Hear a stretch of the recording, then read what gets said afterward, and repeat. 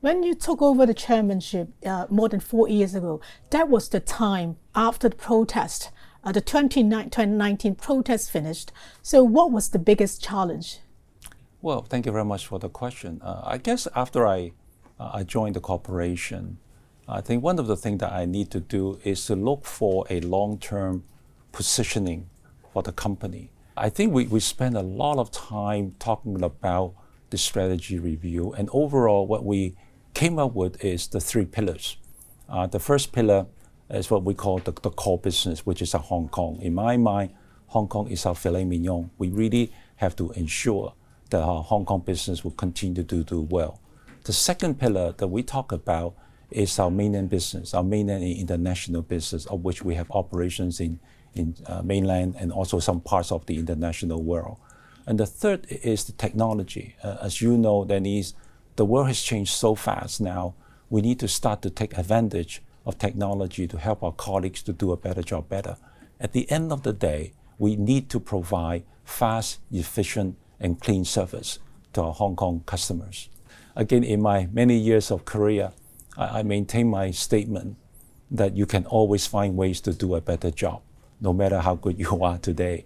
But at the same time, I continue to say that what else we can do?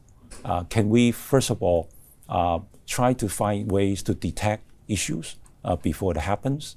And actually, unfortunately, even if something happens, what can we do faster to ensure that we can resume our service? So all these kind of challenges I'm giving my management team to think about.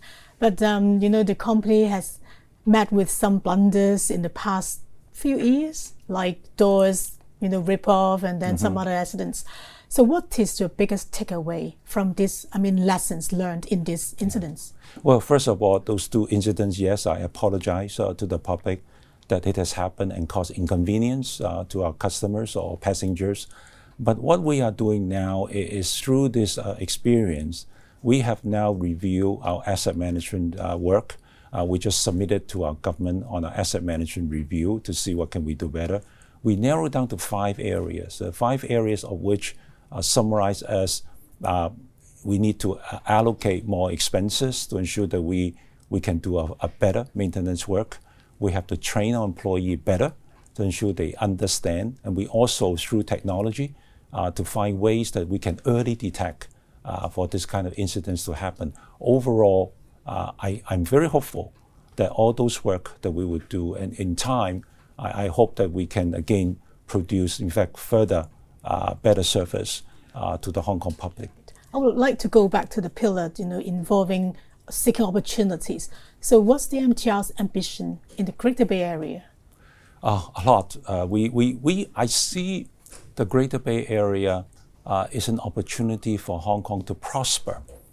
As an economic or financial center, we need to create convenience for people to move in and out.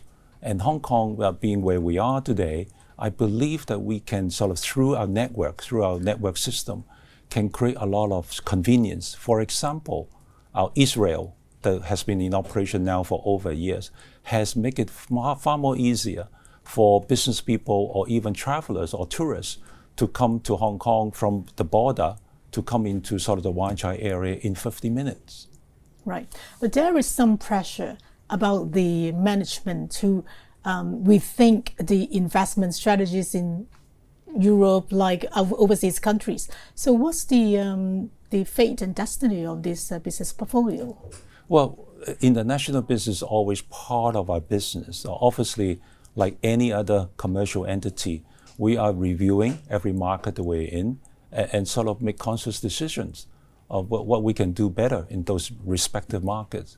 And this is just a normal process we are going through. Well, in terms of fares, which have been the talking point in the market for a long time. So on the one hand, the MTR earns quite a lot of profit from property development. But on the other hand, it just raised fares like 2.3% early in the year.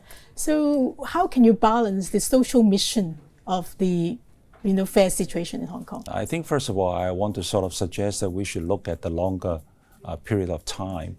The 2.3% was only recently announced.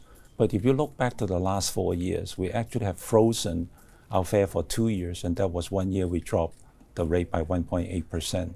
So overall, when you look at the total picture, compared to where it was 4 years ago to today, it's not a big increase. However, I want to emphasize about being a respectable and sustainable operation. We need to balance our expenses and revenue income. So this kind of increase is one way for us to ensure we got a steady revenue income to ensure that we can maintain a very good service to service our Hong Kong public.